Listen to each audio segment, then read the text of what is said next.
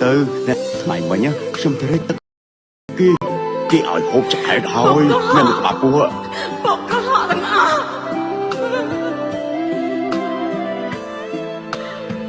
ពុកកុហកគ្រប់រឿងពុកថាពុកសប្បាយចិត្តពុកបានហូបចែកហើយពុកធ្វើការហត់ពុកខ្ញុំជាមនុស្សប្រកម្លាំងទាំងអត់បាយពុកស្លាប់ក៏មានតែពុកអាចធ្វើបាន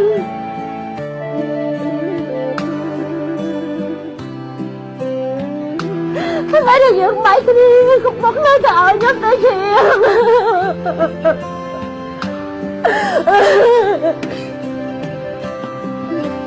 ពុកថាវាជាក្តីស្រមៃ